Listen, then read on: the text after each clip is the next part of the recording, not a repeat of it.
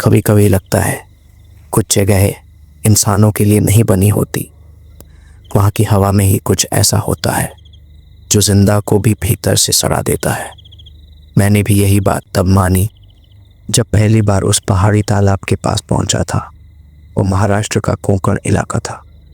नमस्ते दोस्तों, मैं हूं सागर और आप सुन रहे हो आधी रात कहानियां यूट्यूब चैनल।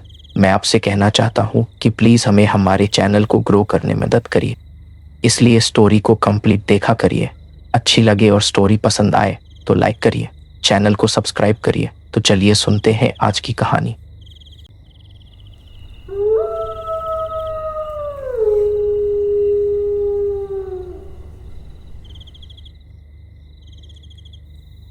घना जंगल, कच्ची सड़कें और ऊपर आसमान में लटकते बादल, बारिश के बाद की गीली मिट्टी से भरी हुई हवा। सूरज ढल चुका था और चारों तरफ बस नमी और सन्नाटा था। मैं अकेला था अपनी बाइक पर। सड़क संकरी थी और सामने एक पुराना लकड़ी का बोर्ड दिखा जिस पर लिखा था तालाब घाट 5 किलोमीटर आगे, रात में प्रवेश वर्जित। मैं हंसा। लोग गांव में ऐसे बोर्ड लगाते हैं ताकि शहर वाले डर जाएं।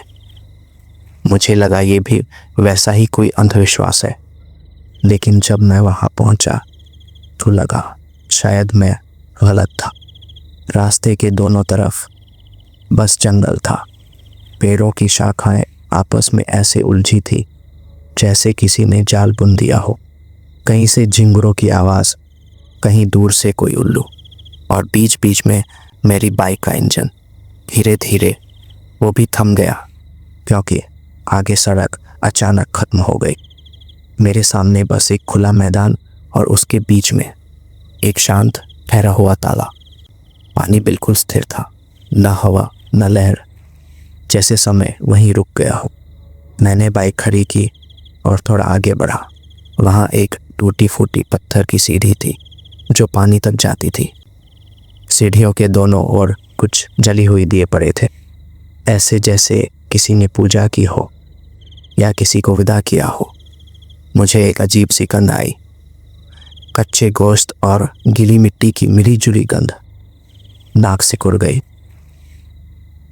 लेकिन कदम अपने आप आगे बढ़ते रहे। मुझे नहीं पता क्यों, पर उस तालाब की तरफ खिंचा चला जा रहा था। गांव में उस जगह के बारे में एक कहानी मशहूर थी।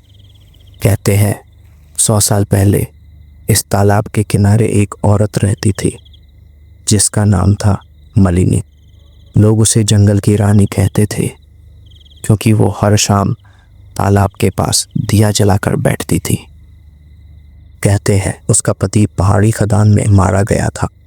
उसके बाद वो हर रात तालाब के किनारे बैठकर किसी से बात करती थी, किसी ऐसे से जो दिखता नहीं था। एक रात वो भी वहीं गायब हो गई। लोगों ने कहा तालाब ने उसे निगल लिया और तब से हर अमावस को पानी में उसका चेहरा दिखता है। मैंने ये कहानी कई बार सुनी थी पर कभी मानी नहीं थी, लेकिन उस दिन जब मैंने तालाब की सतह पर झुककर देखा तो कुछ देखा जो आज तक नहीं भूल पाया। पानी में मेरा चेहरा नहीं दिखा, वहाँ किसी औरत का चेहरा दिखा। लंबे बाल, फीकी आंखें और आधी मुस्कुराहट। वो मेरे चेहरे की नकल कर रही थी, पर वो मैं नहीं था। मैंने पीछे देखा, कोई नहीं था। फिर दोबारा झांका, वो चेहरा गायब था। दिल जोर से धड़क रहा था। मैंने खुद को समझाया शायद थकान है, दिमाग खेल खेल रहा है। लेकिन तभी पानी से हल्की सी आवाज़ आई, मानो कोई पानी के भीतर से हंस रहा हो। मैंने सांस रोकी, वो हंसी बढ़ती गई। धीरे धीरे एक और आवाज़ जुड़ गई, किसी बच्चे की रोने। मेरे पैरों के नीचे की ज़मीन जैसे जम गई। मैंने पीछे मुड़कर देखा, पर आसपास कुछ नहीं था, बस पेड़ों के बीच से आती ठंडी हवा। मैंने बाइक स्टार्ट की और तुरंत वहाँ से निकलने लगा, लेकिन जैसे ही क्लच दबाया किसी ने पीछे से मेरा कंधा पकड़ा। मैंने झट से पलट कर देखा, कोई नहीं था, सिर्फ हवा और हल्की धुंध। अब डर भीतर तक उतर चुका था। मैंने बाइक मोड़कर सड़क की तरफ बढ़ने की कोशिश की, पर रास्ता अब वैसा नहीं लग रहा था। वो सीधी सड़क अब कहीं गायब हो चुकी थी। बस कच्ची ज़मीन, गीली मिट्टी और तालाब की परछाई। और तभी तालाब का पानी हल्का सा हिला, जैसे किसी ने भीतर से उसे छुआ हो। धीरे धीरे पानी के बीचों बीच कुछ उठने लगा। पहले सिर्फ बाल, फिर चेहरा, फिर पूरा शरीर। वो एक औरत थी, पर इंसान जैसी नहीं। उसकी आंखें बिल्कुल सफ़ेद थीं, जैसे उनमें कोई जान न हो। चेहरा झुर्रियों से भरा हुआ, पर हड्डियों पर त्वचा चिपकी हुई। वो तालाब से बाहर निकलने लगी, धीरे धीरे, एक एक कदम रखकर। मैं जम चुका था, ना भाग पाया, ना चिल्ला पाया, बस देखता रहा। उसकी सांसें ठंडी थी और उसकी नज़रें मेरी आंखों में। उसने धीरे से कहा, तू क्यों आया है यहाँ? ये मेरा घर है। बस इतना सुनते ही मेरे कानों में एक तीखी सी सीटी जैसी आवाज़ गूंजी। सिर भारी हो गया और फिर सब कुछ अंधेरा।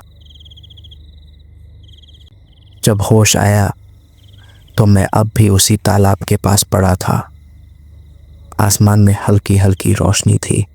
शायद सुबह हो रही थी, लेकिन शरीर सुन्न था। सिर दर्द से फट रहा था। कपड़े मिट्टी और कीचड़ से सने हुए थे। मैंने धीरे से उठने की कोशिश की। तालाब की सतह अब फिर शांत थी, ऐसे जैसे कुछ हुआ ही ना हो। पर मेरे हाथों में एक चीज़ थी, एक लाल धागा, जैसे किसी ने मेरी कलाई में बांधा हो। मुझे याद नहीं कि वो कैसे आया। बस एक बात साफ थी, मैं वहाँ अकेला नहीं था। मैं किसी तरह बाइक तक पहुँचा। क्लच दबाया तो इंजन तुरंत चालू हो गया। कल रात ये बंद हो गया था, आज बिना कोशिश के चल पड़ा। मैंने तेजी से गांव की ओर रुख किया। गांव छोटा था, कुछ घर, एक मंदिर और बीच में एक सूखा बरगद का पेड़। वहीं पर मुझे एक बूढ़ा आदमी मिला, सफ़ेद दाढ़ी, मिट्टी के कपड़े और आंखों में अजीब थकान। मैंने उससे पूछा, बाबा, वो पहाड़ी तालाब के पास कोई रहता है क्या? वो कुछ देर चुप रहा, फिर धीरे से बोला, रहती थी, बहुत पहले, अब कोई नहीं जाता वहाँ। मैंने कहा, मलिनी नाम की औरत थी ना, वही चुड़ैल की कहानी। उसने मेरी तरफ देखा, फिर ज़मीन पर थूक कर बोला, वो नाम बोलना भी अशुभ है। मैं चौंका, क्यों बाबा? उसने आंखें बंद की और कहा, क्योंकि वो औरत मरकर भी नहीं मरी। उसकी देह तालाब में डूबी थी, लेकिन आत्मा वहीं रह गई।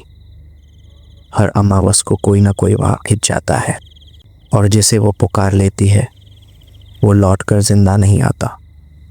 मैंने हंसने की कोशिश की, लेकिन भीतर से डर फैलने लगा। मैं कल रात वहाँ था, मैंने कुछ देखा था, शायद वही थी। बाबा अचानक पीछे हट गया। तू गया था अकेला, पागल है क्या? अब वो तुझे छोड़ने वाली नहीं। उसकी आवाज़ कांप रही थी। जो उसे दिख जाता है वो उसका हिस्सा बन जाता है। मैंने उसकी आंखों में देखा, वो झूठ नहीं बोल रहा था, वो सचमुच डरा हुआ था। शाम तक मैं वहीं रुका रहा। गांव के लोग मुझे अजीब नज़रों से देखने लगे। कोई बात नहीं करता था, बस नज़रें झुका लेते थे। रात होते ही हवा ठंडी होने लगी। मैंने ठहरने के लिए एक पुरानी झोपड़ी ढूंढ ली जो पहाड़ी के किनारे थी। अंदर एक टूटा हुआ आईना लटका था। मैंने जब उसमें देखा तो फिर वही चेहरा दिखा, पर इस बार साफ वो मलिनी थी। उसकी आंखें सीधे मेरी आंखों में। वो कुछ बोल नहीं रही थी, पर उसके होंठ हिल रहे थे, जैसे कोई नाम ले रही हो। धीरे धीरे आवाज़ आई, विक्रम। मेरा दिल रुक गया।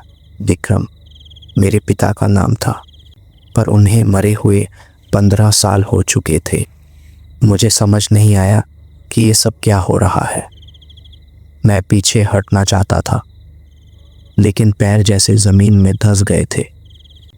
आईने की सतह से एक ठंडी हवा निकली। वो मेरे चेहरे को छूती हुई अंदर उतर गई। मुझे लगा कोई मेरे भीतर घुस गया हो। अचानक झोपड़ी की दीवार पर कुछ गिरने की आवाज़ आई। मैं पलटा तो देखा, एक पुरानी तस्वीर गिर पड़ी थी। उसमें एक औरत खड़ी थी, बिल्कुल वही चेहरा, वही सफ़ेद आंखें। तस्वीर के नीचे लिखा था, मलिनी विक्रम देवगिरी, सन 1889। मैं सुन्न पड़ गया। वो औरत मेरे पिता के नाम के साथ थी, पर यह कैसे हो सकता है? वो तो 100 साल पहले की बात है। रात गहराने लगी। झोपड़ी के बाहर से कदमों की आवाज़ आने लगी, धीरे धीरे, जैसे कोई नंगे पांव चल रहा हो। मैंने दरवाजे की तरफ देखा। छाया दिखाई दी, लंबे बालों की परछाई। कदमों की आवाज़ पास आती गई, फिर रुकी। दरवाज़ा खुला। वो वहीं थी, मलिनी। वो बिल्कुल पास आ गई, इतनी पास कि उसकी सांस मेरी गर्दन पर महसूस हो रही थी। उसने धीरे से कहा, विक्रम, तू लौट आया।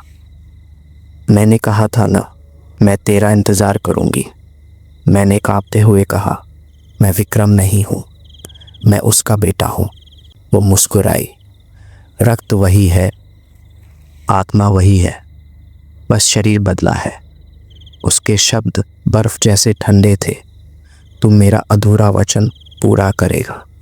अचानक झोपड़ी की दीवारें कांपने लगी, आईना टूट गया और बाहर से एक चीख सुनाई दी, किसी बच्चे की, वही रोने की आवाज़ जो तालाब के पास सुनी थी।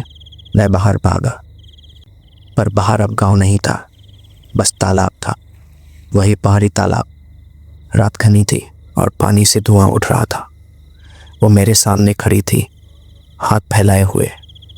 आजा विक्रम, इस बार मुझे अकेला मत छोड़। मेरे कानों में एक अजीब गूंज थी। तालाब से आवाज़ें आ रही थी, औरतें रो रही थी, बच्चों की हंसी मिल रही थी, और पानी में जैसे सैकड़ों हाथ बुला रहे थे। मैं पीछे हटने की कोशिश करने लगा, पर ज़मीन से कीचड़ ने मेरे पाँव पकड़ लिए थे। हर कदम के साथ वो कीचड़ मुझे नीचे खींच रहा था। मलिनी धीरे धीरे आगे बढ़ी। वो मेरे सामने आकर झुकी और बोली, विक्रम, तू भाग नहीं सकता, तू मेरा है। और उसी पल तालाब का पानी उबलने लगा। सैकड़ों हाथ पानी से बाहर निकले, काले, पीले, सड़े हुए हाथ। उन्होंने मुझे घेर लिया। हर हाथ मेरे शरीर को छूता, खींचता, और मैं बस एक बात सोच रहा था, क्या ये सब मेरे पिता की वजह से हो रहा है? वो हाथ अब मुझे पूरी तरह घेर चुके थे। हर उंगली ठंडी थी, जैसे बर्फ का स्पर्श। वो मुझे नीचे तालाब के भीतर खींच रहे थे। मैं चिल्ला रहा था, लेकिन आवाज़ बाहर नहीं निकल रही थी। सांसें भारी हो रही थी, आंखों के आगे अंधेरा फैलने लगा था। फिर अचानक सब शांत हो गया। सिर्फ पानी के भीतर की गूंज सुनाई दी। एक हल्की सी गहराई में रोशनी दिखी। वहाँ कोई आकृति थी, मलिनी। वो अब पहले जैसी नहीं लग रही थी। उसका चेहरा नरम था, आंखों में दर्द था।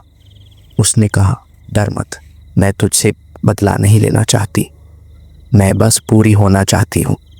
उसकी आवाज़ अब भयानक नहीं, उसमें कुछ अधूरा, कुछ टूटा हुआ था। मैंने मुश्किल से कहा, तू क्या चाहती है? वो बोली, 100 साल पहले तेरे पिता विक्रम देवगिरी मेरा वचन तोड़ गए थे।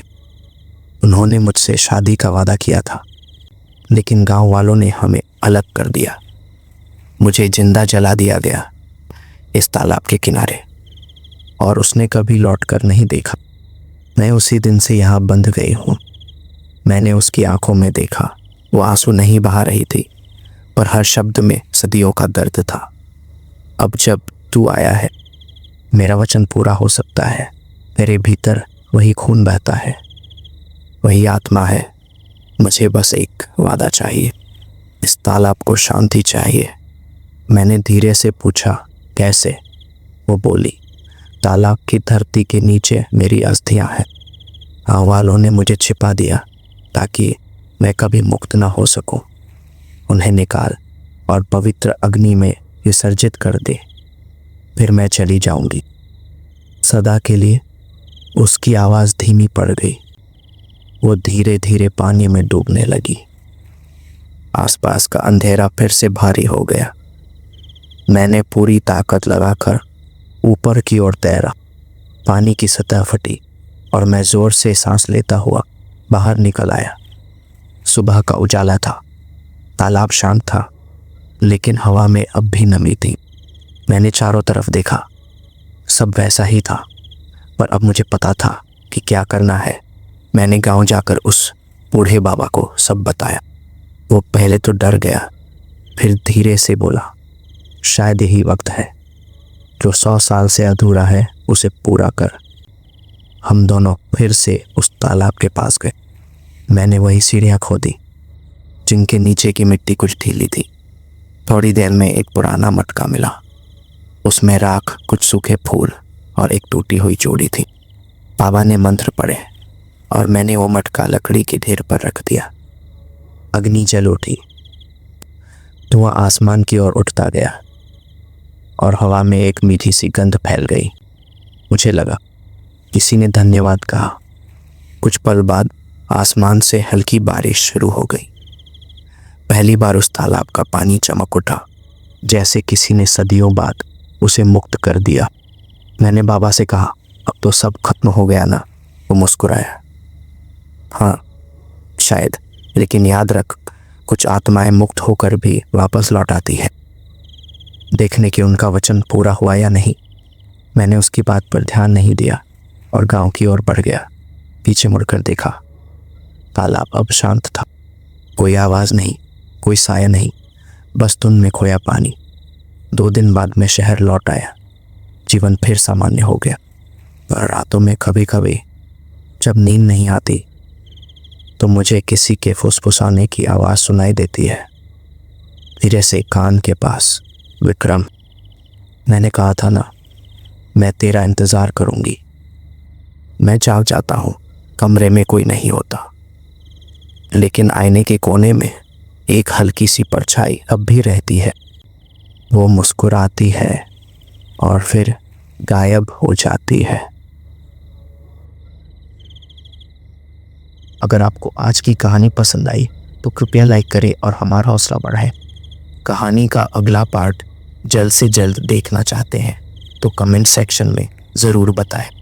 आपके सुझाव और प्रतिक्रिया हमारे लिए बेहद महत्वपूर्ण है, इसलिए कमेंट करके अपनी राय ज़रूर साझा करें। आने वाले सभी एपिसोड सबसे पहले देखने के लिए हमारे चैनल को सब्सक्राइब करना ना भूलें और नोटिफिकेशन बेल को दबाकर सभी अपडेट्स प्राप्त करें। तो चलिए मिलते हैं कहानी के अगले रोमांचक भाग में। तब तक के लिए नमस्कार। मैं हूँ सागर और आप सुन रहे थे आधी रात कहानियाँ।